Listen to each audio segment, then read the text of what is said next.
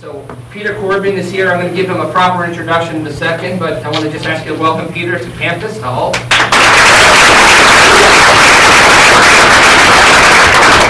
So I wanted to do a few things tonight. Peter was kind enough to come on Friday and sat and gave a guest presentation in my Master's in Social Entrepreneurship class, which we had Friday afternoon. But I also wanted to make sure they had a chance to talk to the MBA cohort and others that were interested in a number of things. And there's really three different areas where I think there's an opportunity for you to learn tonight. One is Peter is founder, CEO of a new venture that was started outside the United States, right? So many of you coming from outside the United States, looking to create new ventures. You know, Peter is from New Brunswick, Canada, as he'll describe, relatively small province within Canada. And they face a lot of the same challenges a lot of others of you in the room face as you think about starting businesses without a very active venture capital or angel investment ecosystem. So I think he can share some insights about the benefits of doing something in Canada. The government is incredibly generous. Sometimes I would argue too generous and may create certain disincentives or the wrong incentives. Secondly, how many people saw the movie 21 Jump Street? It's a good movie. Right, 21 Jump Street was a surprisingly intelligent movie that was a remake of a TV show where Johnny Depp actually had his first acting role ever. And I only mention it because the whole payoff of 21 Jump Street is the kids that were considered cool in American high schools 15 years ago were the jocks and the druggies, you know? And it was the environmentalists and the socially conscious kids that were considered the outcasts. Well, fast forward to the present day, and the people in the environmentally and socially conscious groups are much more popular on campus, right? And I believe that this generation in front of me is as socially conscious and as environmentally conscious as any generation that's been on this planet since the 1960s. So I know a lot of you genuinely believe in protecting the planet. Peter's company is doing something about it. So I also wanted you to have a chance to learn about a company that was trying to take a stand and engage employees in the community in environmentalism. I think he's got a very interesting approach. You know, so those are the two primary things that I wanted to get done tonight. But he's also here because he's being incubated in Silicon Valley. He's being incubated in a place called Plug and Play, and he's giving a presentation this Friday. So we thought he might try it out on this group, since you're all presentation experts after what we just did tonight, right? So Peter Corbyn, from Canada, he's been in the world of creating environmental sustainability for over 20 years, so he's very early in the space. He's the founder of this organization. He's got some really extraordinary customers like the National Basketball Association, like the Apollo Group, the owner of the University of Phoenix, which is the world's largest educational institution. And he's somebody who, you know, is really committed to making a difference. So it's definitely a double bottom line that he's managing. So Peter, let me introduce you and maybe let you have a chance to describe, you know, what you want to accomplish tonight. We're going to do a real big Q&A, but thought you would at least, you know, take people through a couple slides as well. Thank you very much. All right. So if Johnny Depp showed up, would he go to the other room? I think at least half the room would. Great. Yeah. How many entrepreneurs here when you graduate? Right on. Yeah. Anything in particular, some you have in mind, or just you want to be an entrepreneur and save the world? Entrepreneur? Saving the world would be good too. Right on. Okay, thank you very much, Mike. So I'm going to take about 10-15 minutes to do all of 4 slides here. And then we've got a whole bunch of Q&A, just complete conversation. I don't want to monopolize the conversation. And I forgot to turn my cell phone off too. Someone else did too, apparently. Busted! So what I'd like to do, I'll just take a few minutes, and then we'll just have some conversation for the rest of the time. How's that sound? Great. Cool. Would you prefer to stand and do it? I'll get out of the way. It'd be easier. What's easier? Doesn't matter to me. I might move around. All right. Cool. All right. So I live in Fredericton, New Brunswick, Canada. Does anyone know where New Brunswick, Canada is? You know where Canada is? All right. He's at the top of our class. You got A in geography, right? Canada's that big country north of the United States. It's a small colony of America. Yeah. So the Americans think, anyway. We'll let them think that as long as they want. So what? It's good for us. If they don't, they'll steal Lake Superior. You're Canadian? Right on, where about? Toronto? Okay. So New Brunswick is pretty well the east coast of Canada. If you look at a map of the United States, I live about an hour away from the easternmost point of the United States. So that's where I live. Our province, New Brunswick, population about 750,000. There are about 380,000 Canadians in Silicon Valley in the Bay Area, so actually half the population of my province live here. And I'm here for 3 months, like Mike said, working out of Sunnyvale, about an hour south of here, at an incubation center. I can talk more about that later. I'm actually here for 3 months, experiencing Silicon Valley at its finest. Flying back on Friday, but coming back and forth for 3 months. So that's a little bit about myself, a bit more as we go through this. So my business is called Green Nexus. That's what's on here, but our brand is morphing to 1 million acts of green, as you see here. And we're a small business. There are 8 of us. And we've got 4 coders to do this all day. We've got a couple of salespeople, someone that gets all that money from the government that Mike complains about, which is a good thing. And I'm the Chief of Green, is my official title. I'm the mouthpiece and the guy that comes up with all the crazy stuff that makes the coders want to strangle me. I've been, like Mike said, I've been doing this Save the Planet stuff for 20 years. Before it was cool. Hopefully it's cool now. It's cool now, right? Cooler. Well, the planet isn't, but saving it is. So what we do is we develop websites, software as a service, that encourages people and companies to share their acts of green, like I walk to work, or I use one of these water cups or something. That is an act of green. So our theory is, well, it's not our theory, the theory is the more you share with people, the more likely you are to commit to it. If you were to go on Facebook and say, I'm going to go for a 5-mile run tomorrow morning, what are the odds of doing it relative to not telling people you can do that 5-mile run? Same thing with saving the planet. If you didn't tell anyone you're going to do something environmentally friendly, odds are you're not going to do it. If you put yourself out there, higher chance you're going to be more committed to doing it. Otherwise, you look like a fool, right? So I like to call it management by embarrassment. That's basically the premise of our business.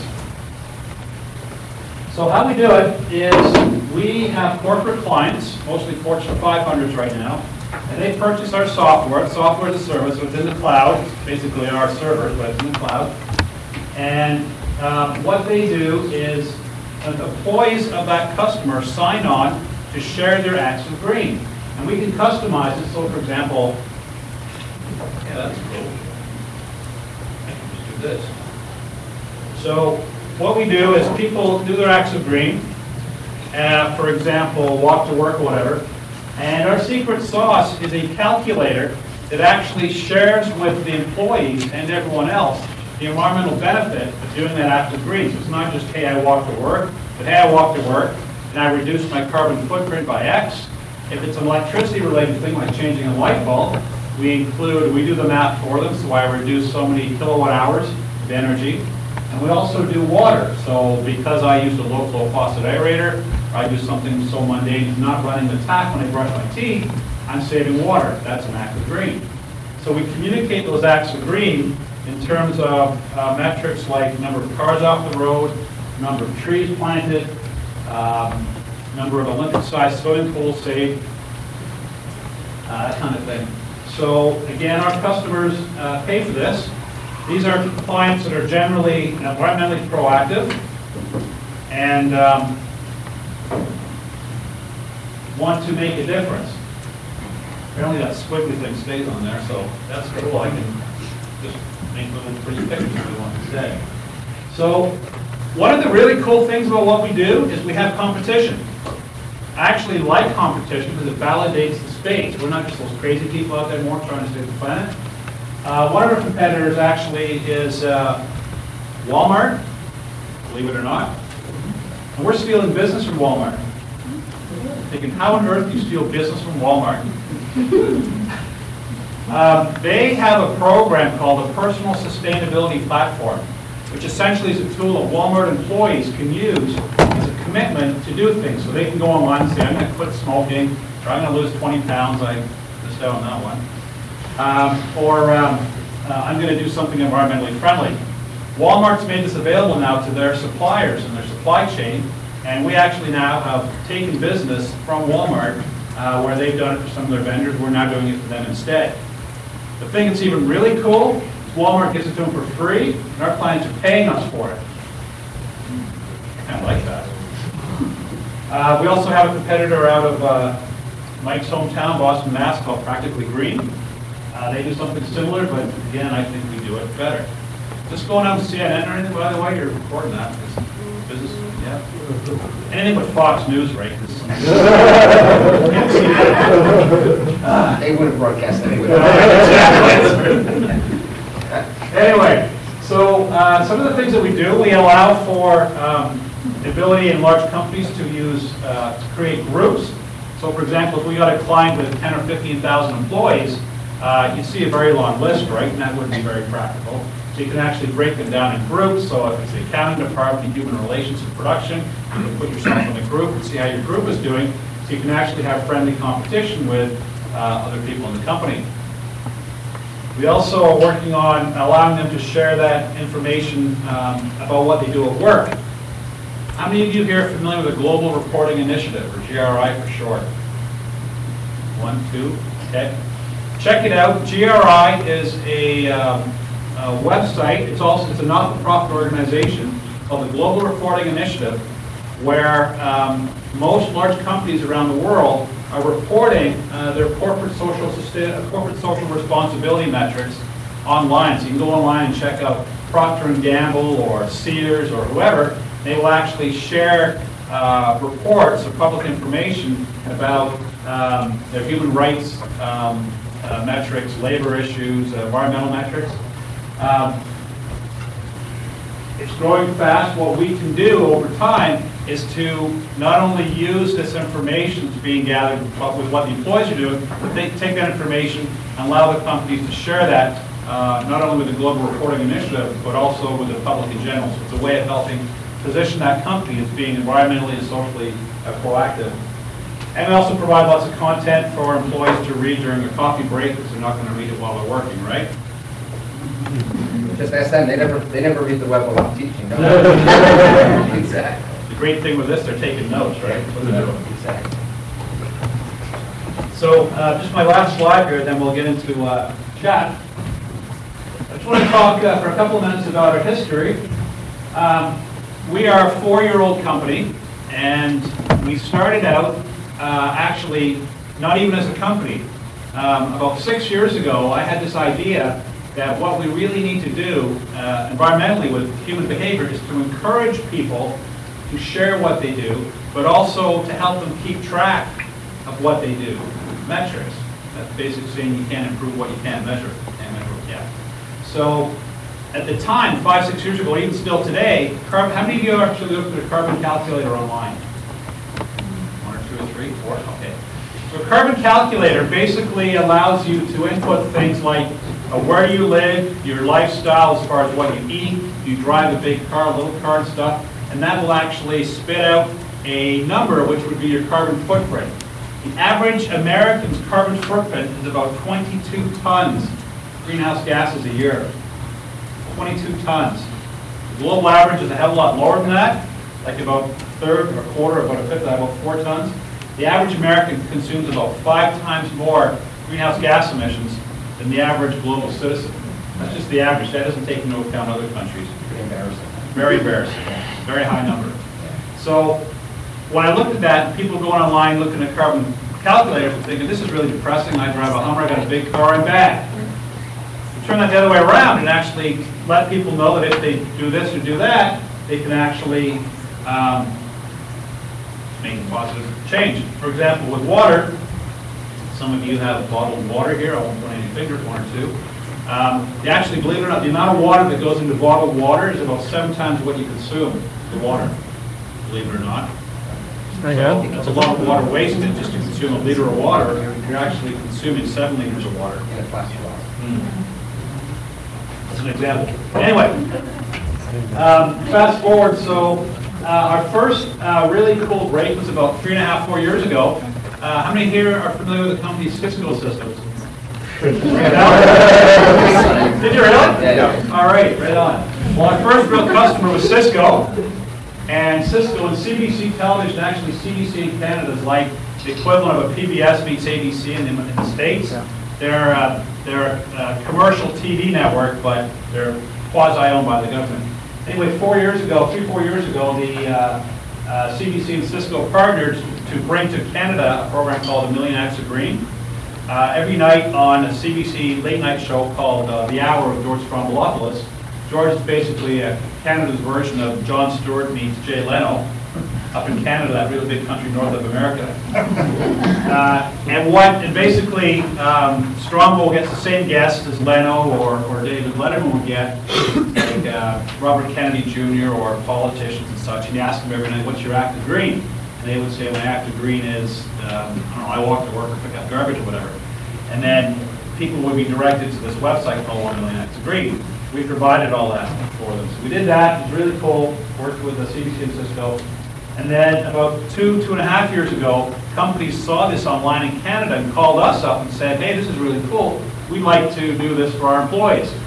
We're like, okay, cool. So we rebuilt the site. This is the product we have now, our employee sustainability platform.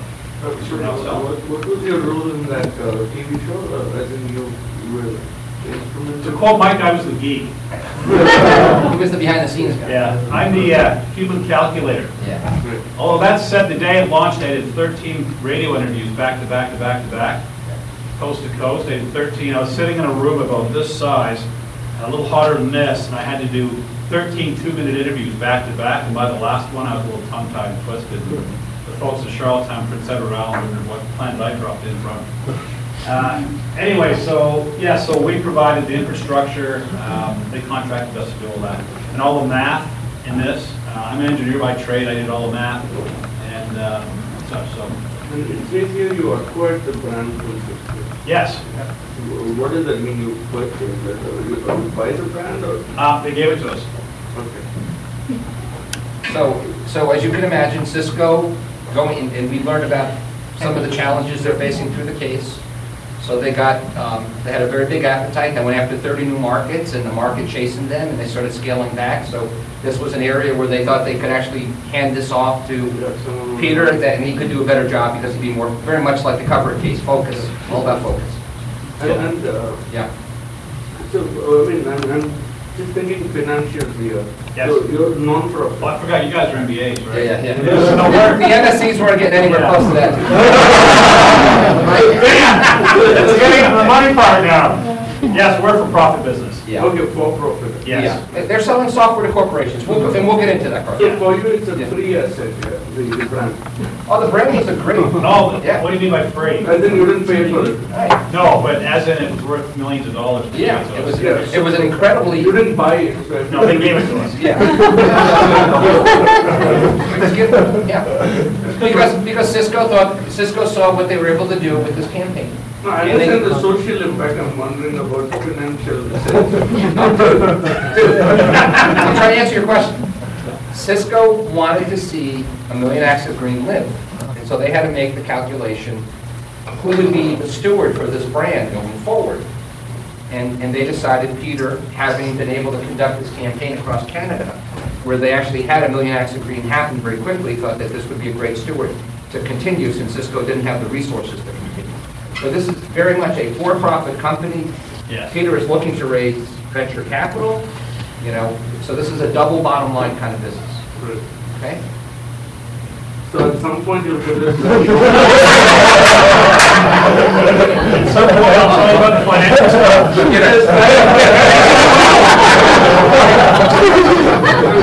How to make money on it. Yes. You're killing me. All right. Yeah. This software that's scribbled all over, Yeah. corporations pay us a lot of money for it. Yeah. Can I keep going now? All right, right on. So right now, present day, we make money by corporations paying us money to allow them to use our software. And we, like I said, we obtained this brand, and we're currently in the process of retooling what we do and how we do it in order to make more money off the brand. Is that allowed? All right. So what about the future? Mobile devices. Everyone's probably got an iPhone or BlackBerry or something, right? Free iPads. Free iPads? Expensive iPads. Yeah. Well, Expensive iPads. Let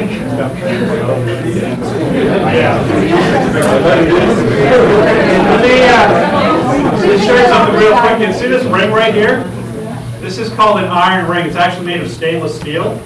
But it's an iron ring, and every engineer, everyone that graduates from engineering school in Canada has been getting an iron ring for about 65, 70 years. And the purpose of the iron ring is to remind us constantly of health and safety and the people we work with. And it really, the story is it came from a bridge that collapsed in Quebec City back around 1912, 1913 range. So when you graduate from engineering in Canada, you get one of these rings. And the day after you get this ring, you walk around school like this. And you put it on your working hand, so obviously I'm left-handed, but this ring actually cost $2. But when I went to school, it cost 50 grand to get my degree. It's you guys is like 50 grand or less than that now. But anyway, so long story short, I called it my $50,000 $2 ring. Yeah. So it's like your free iPad, right? Pretty much the same price, but So, but the experience is invaluable, priceless, and when you get out of here, it's going to rock, right? Yes. All right. So how are we going to make money in the future? So we're currently developing a couple of things here. So I'm talking a little out of school, but I'm a big fan of getting stuff out there. We're developing a mobile phone app for this that we're going to give away for free. Now I got you more confused, right? Good.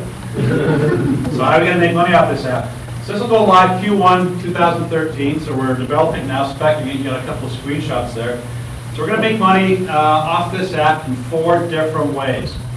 The app will be given out for free. We're going to leverage Facebook, that little social networking site you've probably heard of once or twice.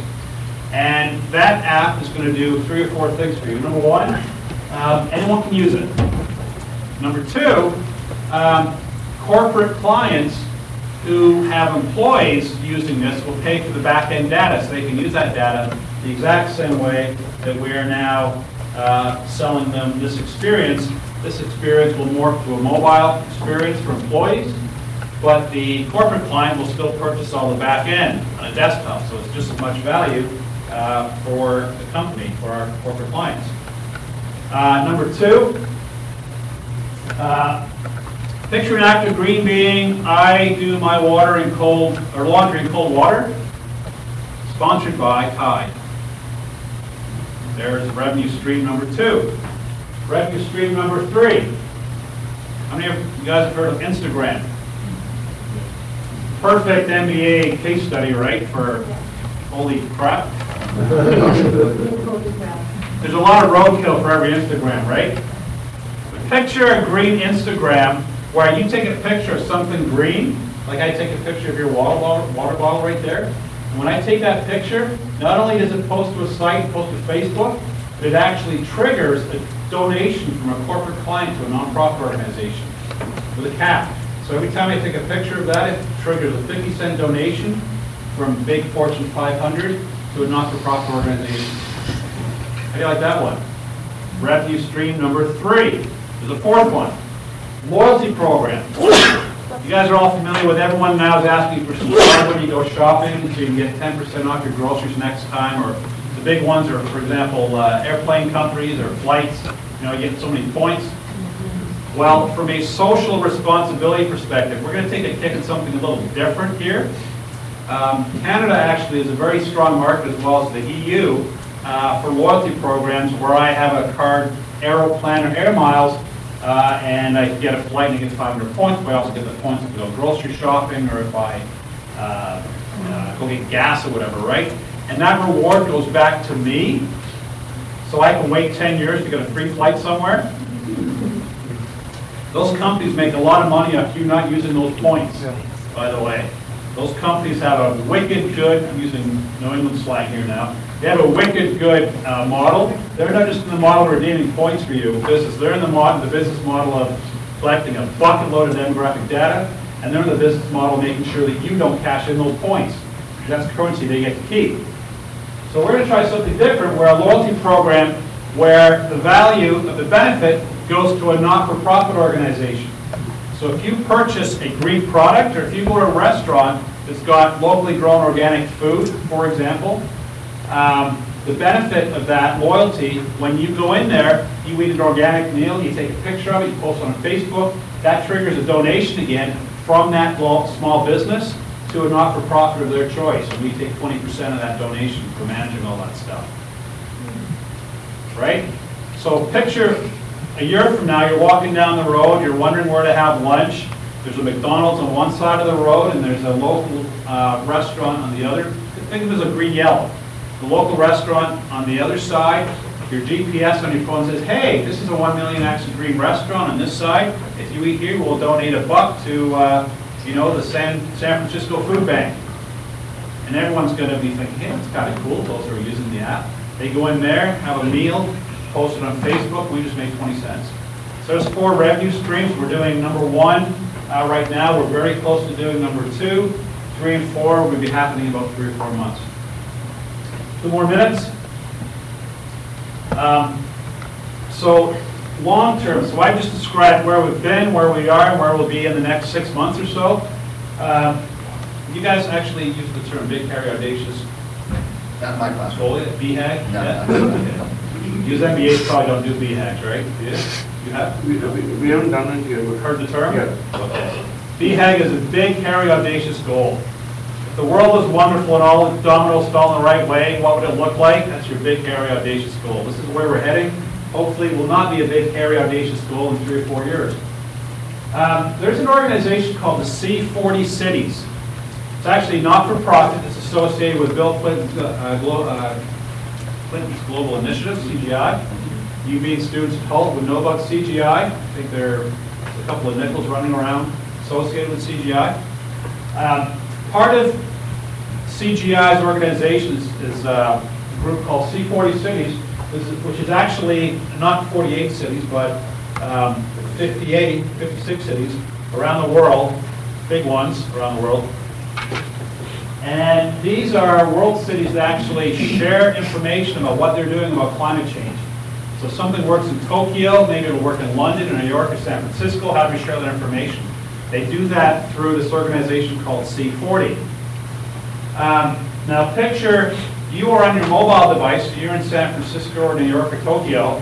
You do an active green, you log it on your cell phone, and that number gets dumped into a billboard, LED billboard because they're energy efficient, in a prominent place in the city in which you live. So you live in New York City, there's a billboard. Now that doesn't exist yet, that's just what we use to get people excited. Imagine a billboard in the city where you've got a global competition. Who's the greenest city in the world by acts of green per capita? Feeding a great big billboard, which is feeding a virtual global billboard by people doing this. Peer pressure, competition, sharing what you're doing, being part of the process. So we're in the initial stages of actually talking to the C40 cities about this model and actually growing that to this point down the road.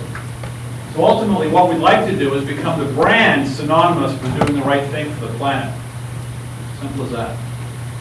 Down the road, I just talked about the GPS technology later. We're not quite there yet.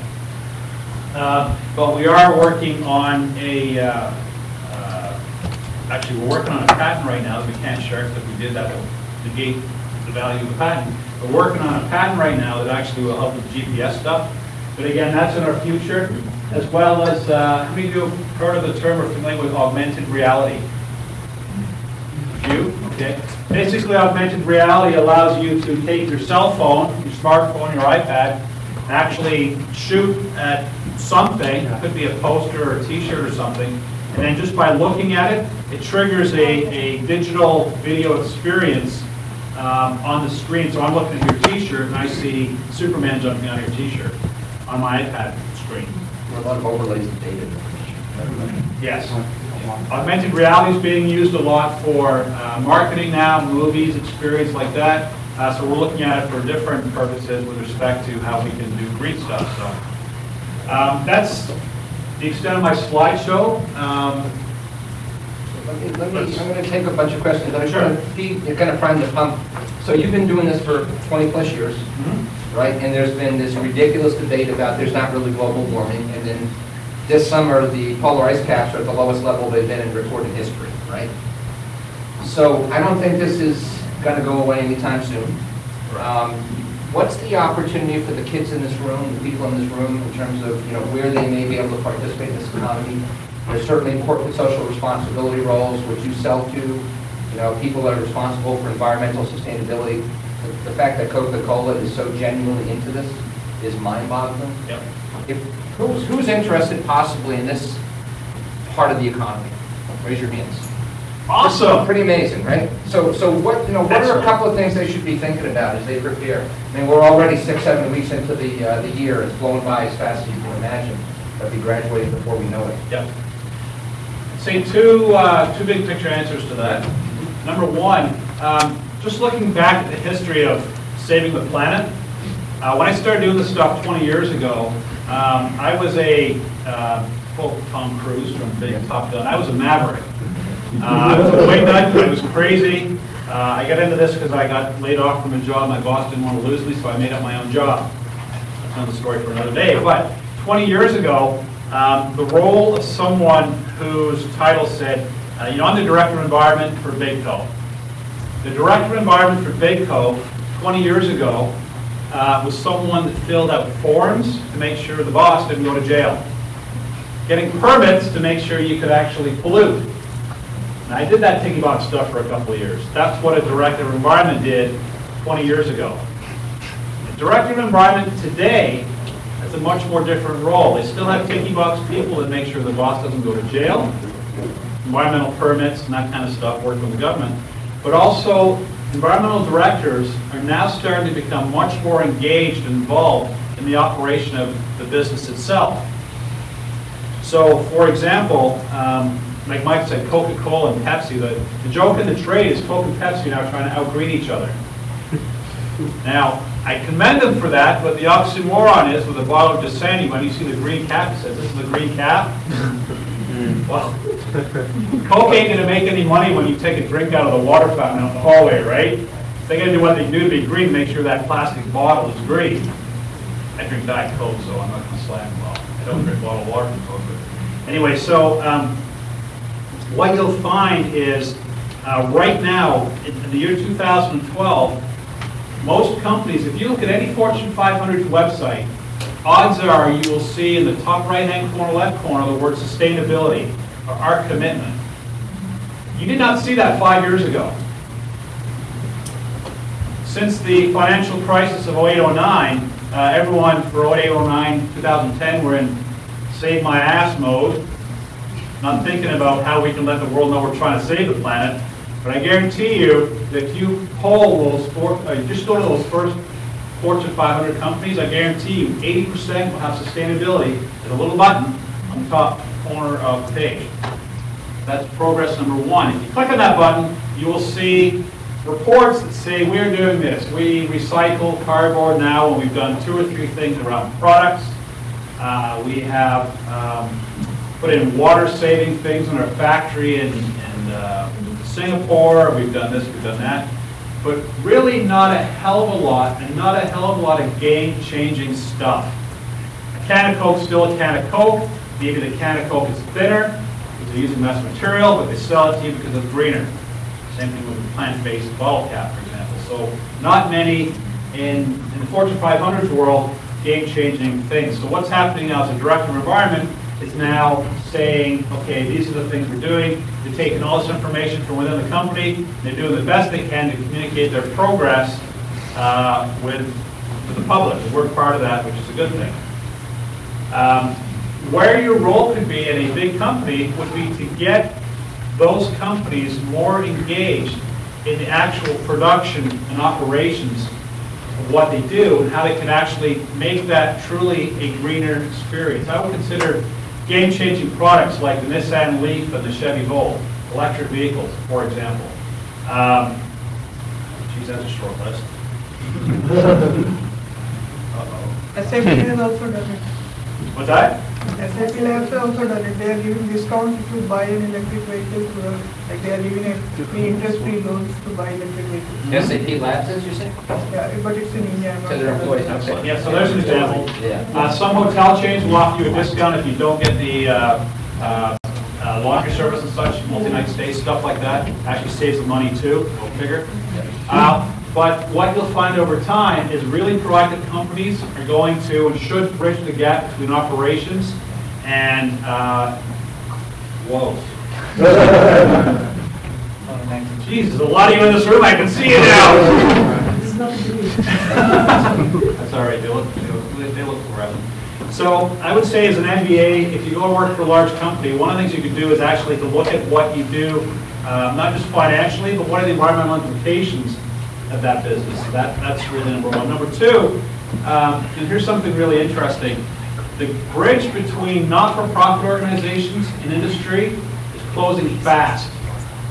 20 years ago, if you put General Motors or Ford or Toyota or Coca-Cola in a room with Greenpeace and World Wildlife Federation and Earth Day, there'd be a fight. They're trying to screw us. They're trying to screw us. Now those organizations are working together. There are many examples where, for example, we work with CN in Canada. It's essentially the national railway for cargo freight in Canada, and they use our platform. We both work with Earth Day. That's on Earth Day, April 22nd every year. Earth Day actually is a not-for-profit organization, work with CN and us, and an employee from Earth Day, a not-for-profit organization, gets paid to go to all of the CN yard rails in Canada to talk to the employees about being green. So there's a large organization, a Canadian Fortune 500, working with a not-for-profit organization, as an example. One of the people who worked for Earth Day recently jumped the fence and actually goes to work for CN now. CN's hired someone who used to work for Earth Day, as an example. In and around Toronto, Canada, World Wildlife Federation do something very similar to what we do. We actually compete against us on this. They work with big companies around Toronto where someone with a World Wildlife Federation paycheck actually goes into these companies and talks to the employees about being greener. So the dynamic over time of strange bedfellows is really changing. Some of you may be familiar with David Suzuki here, especially Canadians. It's kind of like it's been Canada's version of Al Gore for about the last 58,000 years. In a recent poll, he was listed as the most trusted Canadian in Canada. Here's a guy that's Greenpeace-ish. He now works with Walmart in Canada. So there's a lot of change happening where corporations and NGOs are working together. That's great. So the flip side now. So a lot of the students that are here because they want to be close to the Silicon Valley ecosystem. So you're spending a lot of time in the incubator down in San Jose. You go to a lot of green conferences. Where do you see opportunities for students to start green ventures, new green ventures? Not competing with you, of course, but others. Well, forget it then. Focus on a product. There's actually a company in Silicon Valley here, and they produce a thermostat called Nest, N-E-S-T. Yeah. And I think he was Steve Jobs he's one of his key designers. Yeah, he left Apple. Yeah. And hey, I work for Apple. I'm going to quit. I'm going to go design a better thermostat. Yeah. You know those things on the wall? Those things you buy at Home Depot or Lowe's for like 30 or 40 bucks, and you set it and blah blah blah. This guy thought those things are junk. He's designed a game-changing thermostat called Nest. Basically, it's the Apple of thermostats. It's smart. It gets to know your habits. You can check it online. So there's a product. So I guarantee you, if you sat down and did some brainstorming for half an hour, you could probably come up with 1 million products that just do something a little differently. I bought, about a month ago, mechanical pencils. Pencils that, you know, Bic now has them that are recyclable, biodegradable, sorry. I'm done with my pencil, throw it in the garbage, a year later it's disintegrated. You go to companies like Staples now, you'll see a whole eco section. You go through Staples and see what can be green, as an example. So go find a product. You can go about that product, get it to the market, I'll help you sell it. How's that sound? Cool. So how many of you are engineers in the room? Holy! Pretty amazing, right? Right on. So one of the things, I know several of the students have come to me privately and said, can you give us some interesting projects to work on, things to work on? So you've been building this energy calculator for a long time. Yes. Right? So talk about, are there people that can help you build your energy calculator? Is that something that you would like to have people help you with? Goodness, yes. Okay. Absolutely. Okay. So, Yes. yeah, because I know there are a few in the room, I'm not going to say anybody's names, but I've had people come to me in the last week and say, God, if you know of projects that you'd like to, work on, I'd love to be a part of it. So where else can they participate in this environmental economy? What other opportunities? You got me confused there. All right. You went from one thing to another. Well, so working with you specifically is a way Yes. that some of them can learn. But any other organizations where you think internships or action projects or things that would allow them to get real world experience while they're here at home? Organizations you're aware of that may be able to, give them an opportunity to get some experience while they're here. Wow. Anyone willing to listen about how to make a difference? I pretty much imagine all of them. Yeah. I don't know. Yeah. I'll give you an example. Cloud-based. Everyone hears about the cloud now. Everything's in the cloud, for example. Some of the companies, if you go to Microsoft or some of the other cloud-based companies, they will sell the environmental benefit of being in the cloud. Because if you've got data in the cloud, then it's more environmentally friendly because it's much more efficient, blah, blah, blah. I got to be honest, from a pure engineering perspective, I tend to question what that math really means. Because if I'm using this laptop right here, even an iPad, and I'm using stuff in the cloud, I'm actually using my device anyway, whether I'm working on a Word document or surfing the internet, right?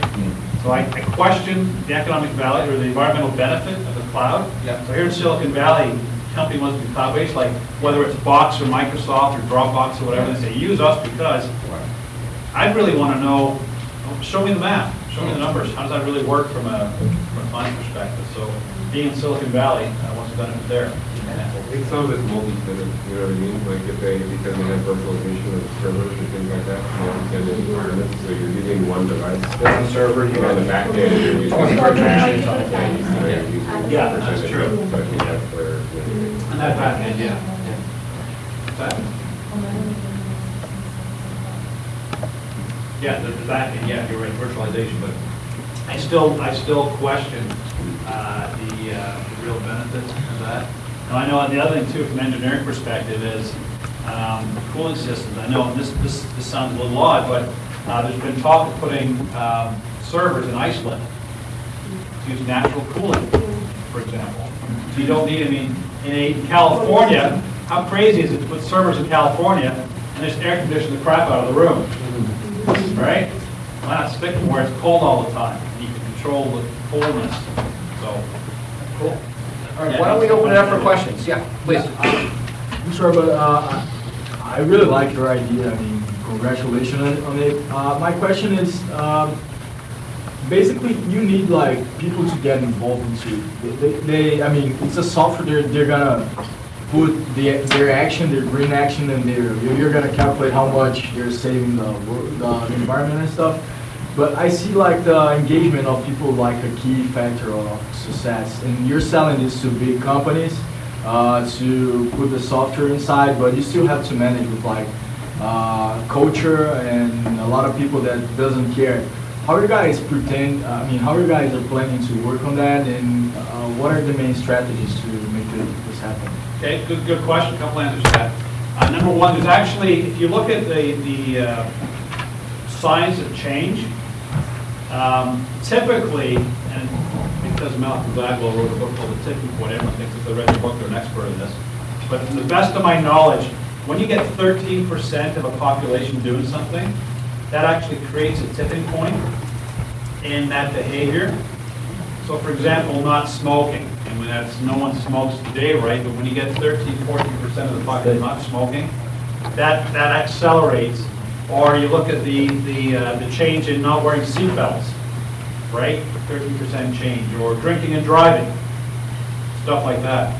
So when we sign up clients, do 100% of the employees sign on right away? No. How can we help our clients to do that? Number one is to make it a more friendly and better user experience is what we're doing. We provide content for them to read videos to learn from. For example, little things like, when you drink bottled water, you're actually consuming basically 7 or 8 times more water than you're drinking. There's kind of like a good Lord factor, right? So little things like that help. A lot of these companies too, they have green teams in place. So literally volunteers or team leaders from different campuses or different offices will get people together and work together on how to get the word out. You gonna get everyone doing it right away? No, but if you get more people doing it, odds are over time, what was not cool becomes cool, and those who thought they were cool because they weren't doing it will change the behavior because they're now the minority. So you can't snap your finger and have it happen automatically, but you've got to sort of have all what happens? It's the way every technology company gets started, right? You go after that 5 to 10% that are early adopters, champions, and those are the people that ignite the marketplace. So Correct. No different. Yeah, Michelle? Just to build on that, what's the average penetration right now in companies in general, and what's your goal in 5 years? Low and high.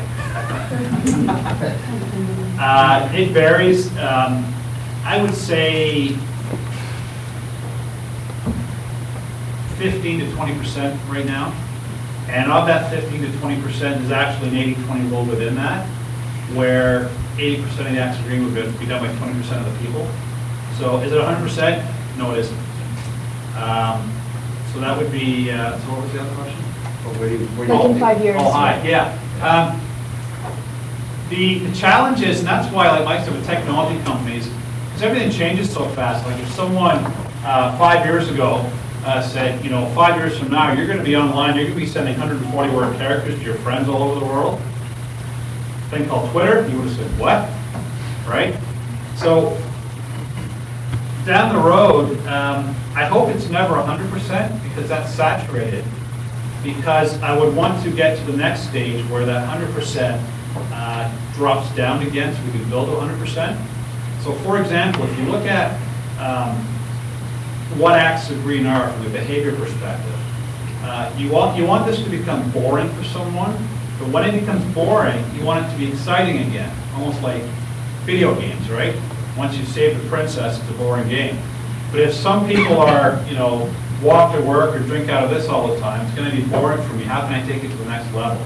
So you might have 100% of the people doing 6 or 7 acts of green, and then how do you take that 20% to the next level? So 100% saturation would be everyone's got a carbon footprint 0. Will we ever get there? No, but if we get 80% doing an 80% reduction in the greenhouse gas emissions and other environmental metrics, then yeehaw. So I hope it's never 100%. Aaron, we got time for everybody's going to get awesome this. All right, Aaron, go ahead. Well, to save energy, to save resources means also to save money, right? Yeah. And I wonder why you're not showing this as an indicator on the page we saw, like how much money I save while doing to the project. Mike asked a good question about what engineers can do to help. That actually is a very good answer to your question. The challenge is, there's a couple of challenges here. Number one, the math is challenging. We actually can do the greenhouse gas emissions math in 40 countries around the world. So that's cool. The challenge is, how much am I saving? Utility rates are different around the world. They vary within state. They vary within utilities by time that you're buying that electricity, for example. Intraday, yeah. Intraday. So for me to accurately tell you, you just did an act of green, you saved $15. It could be 13 or it could be 24. So I should give you a range so I'm correct. So you're not coming back to me saying, you don't know what you're talking about. So to have a database that can capture all that, all those numbers is a beast that we haven't done yet. Would I like to be there? Absolutely. There's some engineers in the room want to help me get there. Got some business cards right here. That's one example. Just the math of the cost is brutal.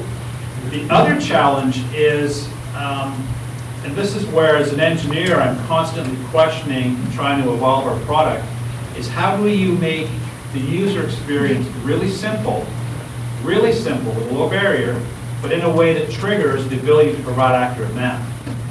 Not everyone in the world's an engineer. They're not going to sit down and say, I've got 16 40-watt light bulbs, and they're on 8 hours a day, and the cost of electricity in San Francisco is 8.9 cents per kilowatt hour, and it's a demand charge, and these things will cost $115 a year. Very few people are going to go through that process. But imagine if you're able to go click, you're able to figure that out, right? So one of the things that inspires me, and what I like to think of as what we're doing is, the question is, if Steve Jobs took his energy to saving the planet, what would it look like? That's what inspires me. So the answer to your question is, would I love to see that happen? Yes. Do we have the resources to get there right now? No. Support individual participation. Have you thought about teaming up with like Fitbit and supplying odometers to your companies or employees? Pardon? Apparently not. Yeah, Fitbit is it's an electric personal calculator that will tell you how active you are during the day. It is one of many of these new sensing devices. Okay. So how can you measure your active being on a more personal level by Gotcha. not taking a car? We have had preliminary conversations with a company out of Canada, actually. Not Fitbit, but someone similar, I assume, to them. In the context of, and actually there's some research and development happening down in UCLA as well we've talked to. For example, if you've got GPS on you, it knows how fast you're traveling. So for example, and again, this is a sort of talking out of school with the future, but imagine your smartphone knows that you walked to work as opposed to took the bus or drove. When you got to work, I can tell you walked to work, congratulations, you just saved 23 pounds of greenhouse gas emissions. Would I like to get there? 100%. Do we have the resources yet? No. Oh, by the way, Another project for an MBA student, pardon? Happy Thanksgiving. Oh, thank you. I had turkey on the weekend. I played road hockey over Walnut Creek. That's right, you guys. Yes, we did. It's a very broad question in the sense that where do you think the industry is heading to? In the sense that do you think green industry would come to a point where in future, 20 years from now, government will start penalizing people based on the fact if they are using a hybrid car or not? And if that's the case, then would it be taken to the second level where countries would start penalizing other countries in case of like, do you see a body like WHO formed and West penalizing East, because by that time West would control its carbon emissions and the East would clearly not, because East would be manufacturing to West. So where do you think that is going? Two answers again to that. Well, actually, one sort of answer wrapped up in a couple of presidents of the United States. Just a quick interesting point here. In 1960, John F. Kennedy put a challenge out to the country to say, we're going to put man on the moon before the end of this decade, and they did. Unfortunately, he didn't live to see it. But that challenge 52 years ago had an iconic moment in time that you could look back and say, hey, we did it, right? We cannot do that to save the planet. You can never look back and sit on your couch in the year 2063 and say, hey man, we did it. It doesn't happen. There is no moment in time that's going to say we succeeded. So it's always going to be an ongoing process. The other unfortunate thing, quite frankly, I believe, is the United States could and should take a lead role in addressing climate issues and other environmental issues. I hate to say this, I'm a Canadian, but I think that if Obama does not win next month, and Romney does, that role will be delayed by 4 or 8 years, quite frankly. Because it's a second, I think it's something that a second-term president will hopefully have the you-know-whats to do. Coupled to that, I truly believe that another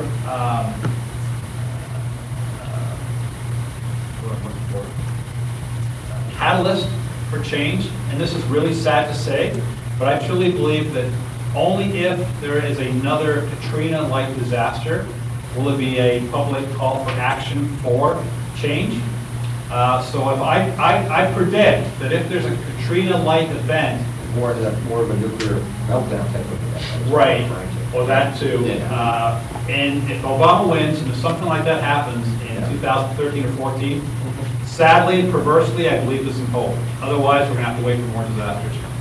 With respect to the west, the east, making stuff for the west, the other way around, where on the planet, I think there's an opportunity. If you look, I make an analogy to cell phone technology. We had wired phones in the West for 100 years. And a lot of the developing nations skipped wired, went right to cell, right? Why can't, just because we in America, or North America, I'll include Canada in this, have our big cars and 2,500 square foot houses, and we live out in the burbs, we're going to drive 58,000 miles to get to work, and all that crap. Do we need that for global happiness? I don't think we do. I think what could be interesting over time is if you look at just the pure numbers from a climate change perspective. I don't like to focus just on climate change. Water is a major issue around the world as well. Water is a huge, huge, huge issue. But if you look at the distribution of carbon footprint of those of us in the West versus those, I mean, the United States consumes 25% of all the oil in the world. Got like 5% of the world population and consumes 25% of the oil in the world. Now, if China and India consumed oil at that rate, we'd run out of oil real quick and the world would be a mess. So I think, quite frankly, that China and India can play a positive role in teaching us dodos in the West on how to make a difference. If I'm not mistaken, 80% of the water, domestic hot water in China, is actually heated by solar energy. China's taken a lead there. China's taken the lead in solar energy globally. So I'm going to come back to that. I want to get a few more questions in Yeah, from sure. people. Yeah, please, and we'll go to you now. Okay? Yeah. Is this in a way related to the green bonds? Because lately, generating these green bonds have been very popular between these companies. Because this in a way measures how many bonds these corporations are generating against the green bond being like a carbon credit? Yeah. Okay. That Market collapse. that market's collapsed. And it would be nice if that was the case. There's been a lot of work done looking at the relationship between the cost of carbon and behaviors. So, for example, if the cost of carbon was $20, 15% of Americans will trade in their Ford Fusion for a Ford Focus. If the cost of carbon is at $30 a ton, 80% of Americans will trade in the Ford Fusion for a Ford Focus. If the cost of carbon is at $50 a ton, they'll trade the Ford Fusion for a Prius. If it's at $100 a ton, they'll friggin' walk or take the bus, right? So there's been a lot of analysis of that from an economic perspective. And 5, 6, 7, 8 years ago, before the great crash of 0809, companies were looking at that financial mechanism as a value, as a value on a balance sheet. Get back to financials here. Just make sure you're paying attention. The trouble is, some of those valuations were done at like $20 a ton. So a company, whether it's Ford or Walmart or 3M, would say, we did a project and we saved 100,000 tons times 20, there's $2 million in a balance sheet. Like Mike said, the trouble is, because of what happened in 0809, and because just everyone's kind of it's got down to like 10 cents a ton. The only real legitimate carbon market was the one in the UK, and it's essentially shut down. It's gone. Yeah. It's sad. Attila? Yeah. Going back to the roots of the company, let's say 5 years ago, before the individual with the entrepreneurial mindset, this idea, what did you do, how did you start out? How did you get to the size of 8 people, having 8 people together? Where did you find it? Where did you get the seed capital, for instance, to start out? Wow, good question. Just a few, Everybody hear that question, by the way? Yes? Okay. If I'm going to tell you how it actually happened, you're going to think I'm crazy. But I'm going to tell you anyway because it is what it is. I'm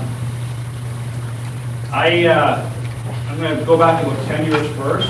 Actually, I'm going to go back 20 years for about a minute, and then I can tell you, answer your story for real. In the 1990s, this environmental stuff was a job for me.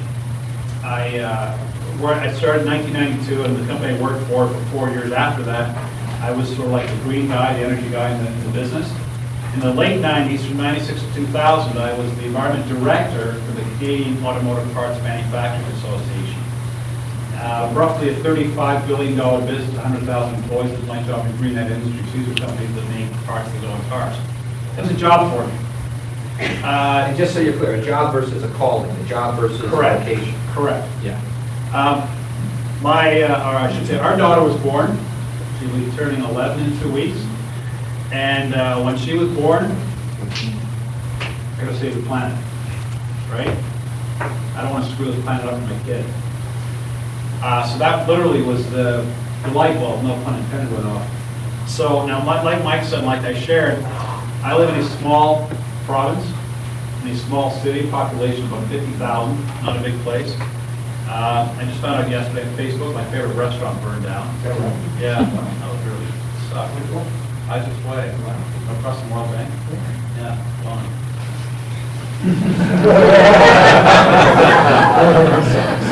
Mike's been right into the future. Yeah, and there's not many good restaurants in Providence. I promise you that. So now I gotta go to the other one. Yeah. Anyway, so became impassioned when she was born. And the question was, how can this happen? A series of 2 events happened, 3 events got to where we are.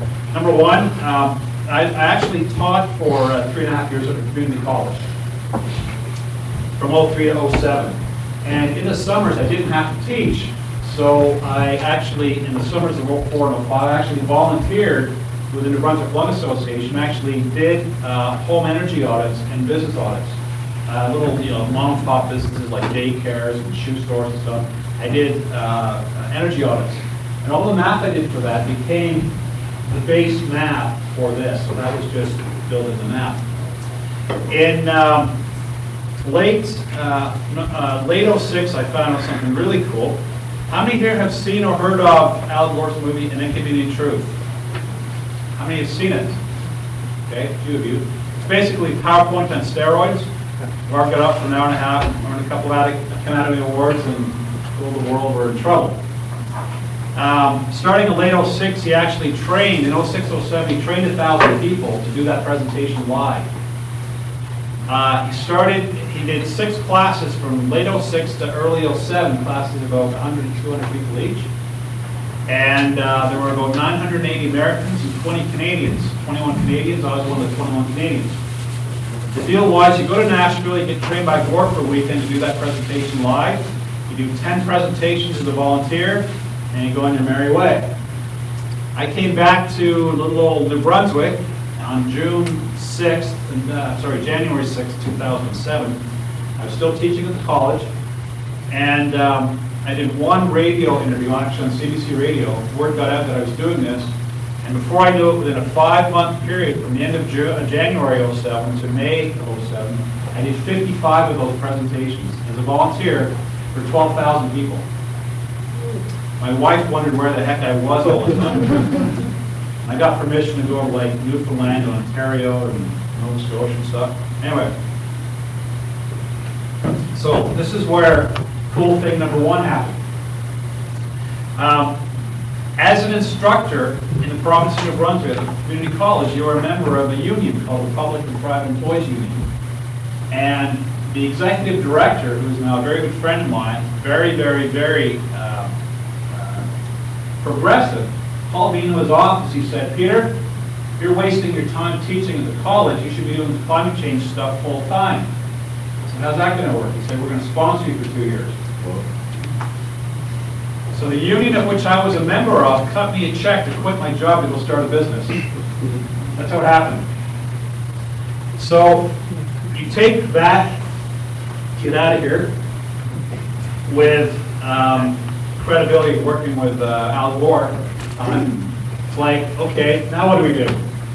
So I didn't go back far enough in time, but actually we came up with, so the actual very first version of the software, which was really ugly 6 years ago, I had approached my future business partner. I still had a day job. I had approached a guy who did all the coding.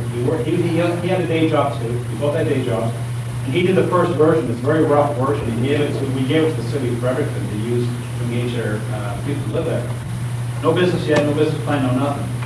We developed our business plan in late 07. And at the time, I I'm sure you've heard of the term pivot. We're going to pivot our business plan. So here was our first business plan. We were going to be the green Facebook. So with that business plan, we raised $800,000 from angel investors, about 80% within the province of New Brunswick, which raising 800 grand in New Brunswick is like raising $6 trillion down here. And friends, relatives, a few people that did all right. So we've got 28, 29 shareholders, ranging anywhere in value from about 150 grand down to $2,000. So we raised that 800 grand in about 6 months. So we brought on 2 other coders. There are 3 founding partners now. There's our chief techie, our chief green geek. We've got the guy that gets all the money Mike talks about from the government that we really shouldn't get, but it's really cool money that we get. The New Brunswick government, the Canadian government, obviously we're very supportive of us. That's a really great programs that we've leveraged. We then added another program. So we have 4 programmers, as I mentioned earlier. And salesperson, guy that looks after all the admin stuff, and when that's needed, we're bringing on another person to do sort of client support, content development. And since we obviously, as a small business, we got 800 grand, we spent 800 grand, and we now basically support ourselves on revenue, but we are, like Mike said, we're looking for more cash down in this part of the world so we can accelerate slide 5 on this. So that's sort of the 3-4 minute answer to your question. A lot of serendipity. Tyler, and then next case, get down. Hi. Can you talk to the accelerator or the incubator process? Where was this when, I'm not sure how long you've been in the incubator, but where was this when you started? What's the process like, and where would you like to be when it finishes? I've been in the incubation center now for a week. Okay. Literally just. And basically, to me, it's an amazing experience. It's called Plug and Play. It's a private enterprise located in Sunnyvale, just north of San Jose. About a 45, 50 minute drive south here. And under one roof, at any given point in time, there are roughly about 200 small IT businesses under one roof. So very different than the venture capital programs that I've discussed, where they take 10 at a time. Very different. So these are all startups under one roof. In the same building are over 100 venture capitalists and angel investors. And even the big companies like the Googles and the PayPals, the Amazons, actually pay to be there to get access to the small companies, see what's going on. So it's high energy. I do call it builder build because there's a lot of cubicles there. The way it works for us as a Canadian company is there are 15 countries, Germany, Poland, Austria, Australia, Canada, where once a quarter, every 3 months, companies from those participating countries apply, and in Canada they do it through the Canadian consulate in Palo Alto. They apply to participate in this incubation program. Very difficult to get into. You've got to meet certain criteria, like you're viable. You're not just some crazy guy. Hey man, I got a cool idea. I'm going to come down to Silicon Valley, right? You got to show you've actually got a viable business, which we do. So over the next 3 months, and I'm 1 week into this experience, I will receive a lot of mentoring from people who have been there, done that. I'll have the opportunity to do a lot of pitches to venture capitalists and angel investors. I'm doing my first one on Friday at 11 o'clock. Also access to, obviously, a market of progressive companies, because Silicon Valley is obviously very progressive. So it's an amazing experience. I do have to give credit to the Canadian consulate in Palo Alto for supporting companies like this. And they also work with an organization in the Valley called the C100. It's what I call the Canadian mafia of Silicon Valley. So basically, I'm Canadian and I'm a VP at Cisco or a director of whatever at Salesforce. We basically play hockey on Sunday night, go drinking together, and we help companies from Canada come down and do what they call get an unfair advantage. Yeah, and for many of you in the room, I mean, the Canadians have an extraordinarily proactive and professional trade commissioner service. Right now, not everywhere. I can tell you that there are certain offices that are quite different, but here in Silicon Valley, the Canadian Trade Commissioner Service is amazing. Yes. So for many of you, I know the ones from Scandinavia, I know the Danes have a great one up in Palo Alto as well. You should definitely look at, as a resource, the consulate and the trade commission component of your consulate as a way to get connections, as a way to get introductions, etc. Because a lot of people don't even know they exist. That's right. You pay your taxes to pay them to do a job, yeah. Call them on it. Yeah. period. The Canadian one here in the valley is as good as they get. Yes. It's really good. Oh, sorry. Yeah. Pulling the shot. Good luck on Friday. Go ahead. Oops. Mine is a technology question. Okay. So I just want to know that now you're expanding, right? Like, there is a globalization, and you Better be, yeah. might be expanding Yes. in the coming time. So how far do you see your technology fits into the different areas around the globe? Or is it a uniform technology? I think that more of the challenge will be the social behavioral aspects of this versus the technology. I think the technology is fairly ubiquitous globally. Cultures will look at what an active green is differently. For example, we'll have to have a database where, you know, for example, I grew up in England, and some of the things that we take for granted in England, we don't take for granted in North America. And there would be things that would be considered kind of strange as an active green in other parts of the world. So I would say it's not a function of the technology, it's a function of the behavior, what we actually populate it with content-wise. Yeah. And Betty, we haven't heard from you yet, please, over here. First of all, congratulations, this is a great concept. My question is, how attractive will your idea will be to the investors? Because if this concept grows bigger and bigger, I feel that it will make an impact on the global warming. So what is your USP to the investors? If I come back here next Monday with tears, you'll know the answer. If I come back with a big stupid smile on face, you'll know the answer as well. That's all I can tell you right now. I mean, the bottom line is there's a very significant amount of money being invested in environmentally conscious technology companies. It's called clean tech. So there's Kleiner Perkins, the biggest, most prestigious of all venture firms, has put billions of dollars in investments over their last 2 funds into this industry, and many others have well. So I think that they get the USP, right? They're looking more for the sustainability of a given, no pun intended, of a given business model and a given management. So a lot of it's going to come down to his customer base and his vision for the future. And a lot of it comes, sorry, just real quick, a lot of it comes down to human behavior. I'll give you an example. When I was at, years ago, when I was at a company called Woodbridge Foam, and I talked about the economics of energy saving, when you share successes of small behavioral stuff, people start to see that and believe it. The people that can write the really big checks are more inclined to do so. So you might think, big deal, I have a cup like this, or I turn the water off when I brush my teeth. But if you start getting CEOs and other executives changing their behaviors and thinking more about that, then those who can write really big checks likely will in the future, whether it's for a green toothbrush or putting $1 million worth of solar panels on the roof. All right, Jasper, we'll just sweep across the room, then we'll go back to the people we haven't heard from. I agree. I think it's a really good concept. And Jasper came out of the energy industry in Amsterdam. Oh, right on. Yeah. The question I have, there are companies like O-Power. I don't know if you know. Yeah. So they provide insight to the electricity consumers about their usage versus their neighbors. Right. How do you see these companies as potential competitors or maybe partners? Oh. The reason I say that is Google and Microsoft about 2-3 years ago took a kick at making looking at your energy bill easier to do, and they failed because they didn't really appreciate the challenge of scaling that technology in the United States, which is something like 30,000 utilities. And they tend to forget that you need to have technology that can pull that data. I think O-Power, where it stands right now, can play a role for consumers that really want to pay attention to their energy bills, but not necessarily for the masses.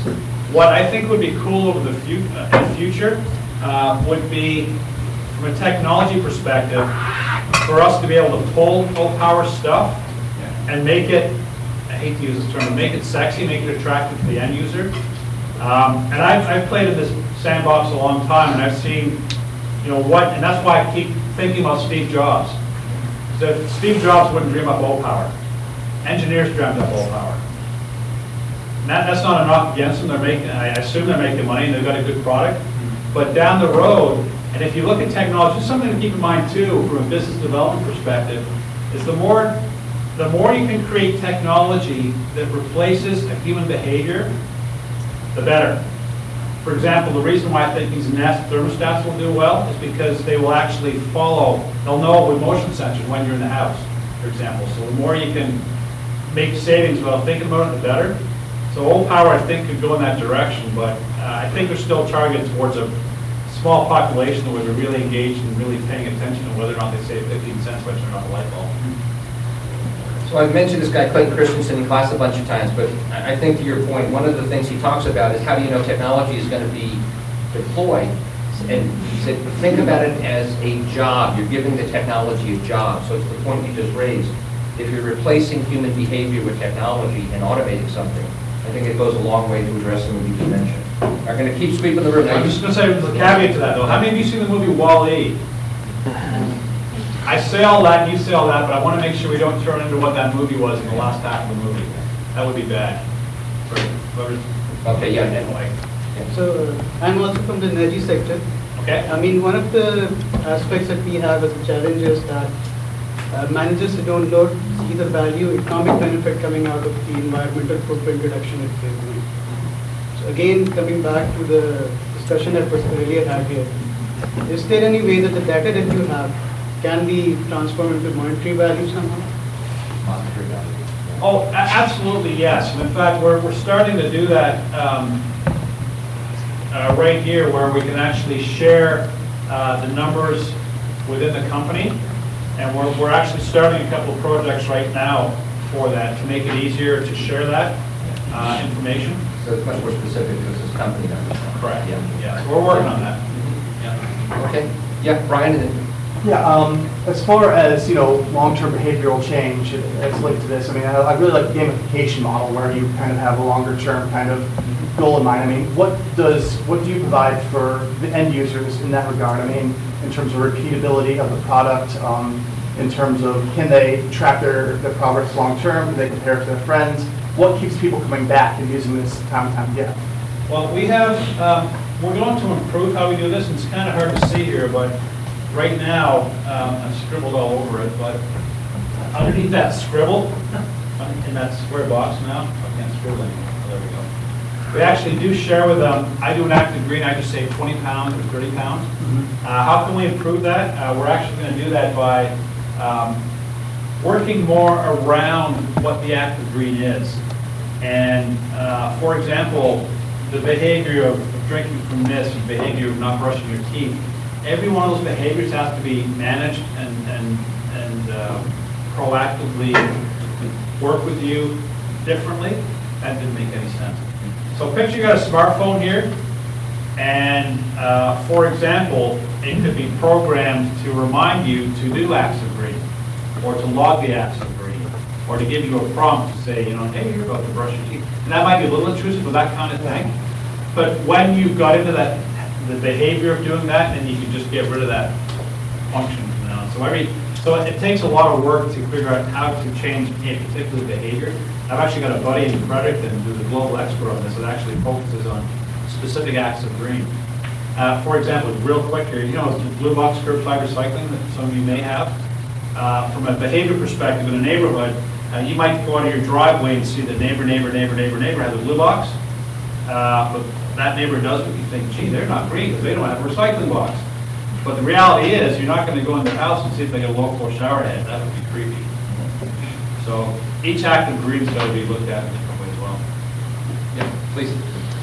Building a little bit on the other question, I'd like to know, how do you build this standard? Because as you expand to other regions, you get a lot of things differently, such as lack of data and also like different development stages from the supply chain itself and different cultural behaviors, as you mentioned. How do you put everything the same standard to give a measure like in your system?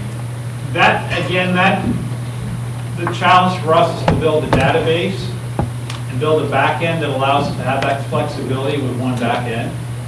We have to be very careful about that. We've talked to people in South America and South Africa specifically. We've got working on getting clients there, and they've told us, he said, this doesn't make sense here.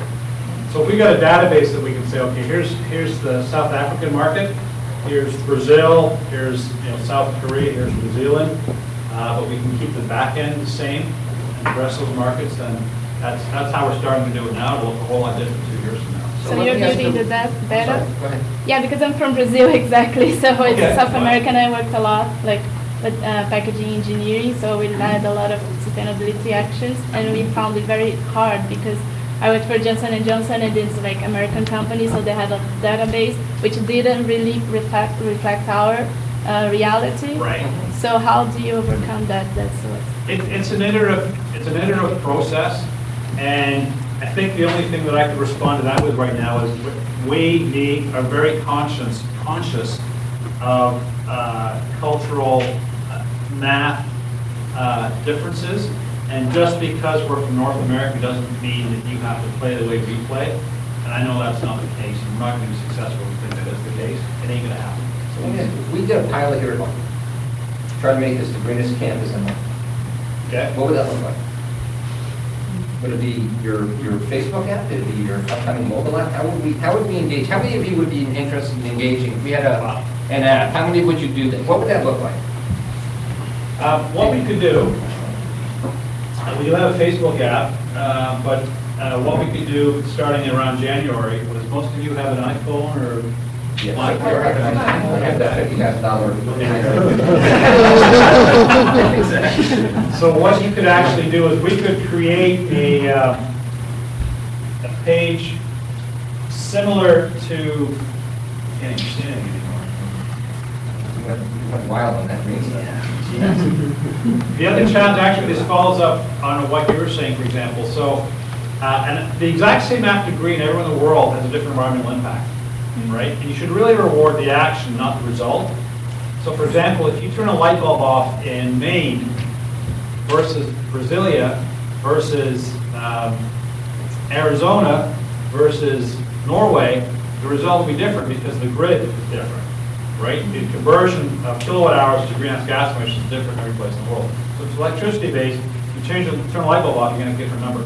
So the reward, the reward should go to the action, not the result.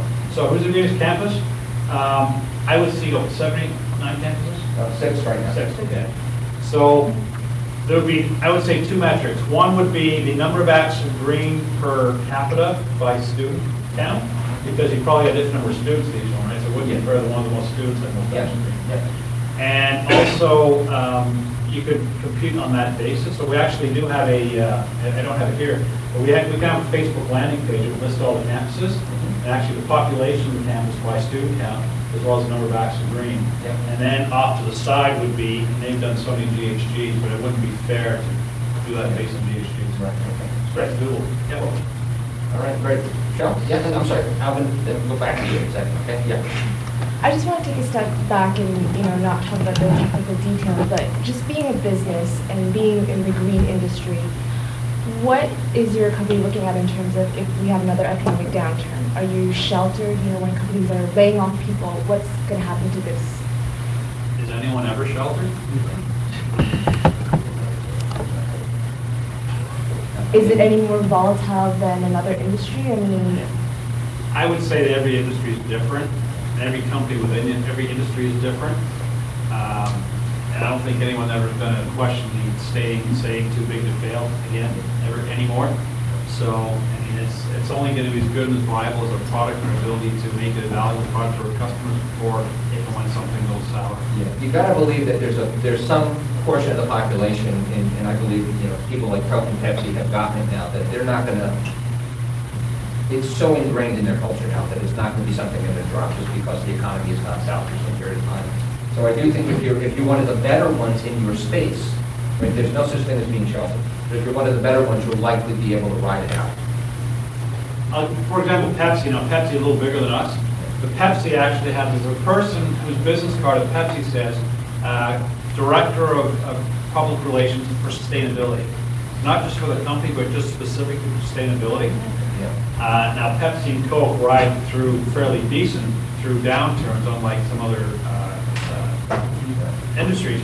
But I would say that position is fairly safe.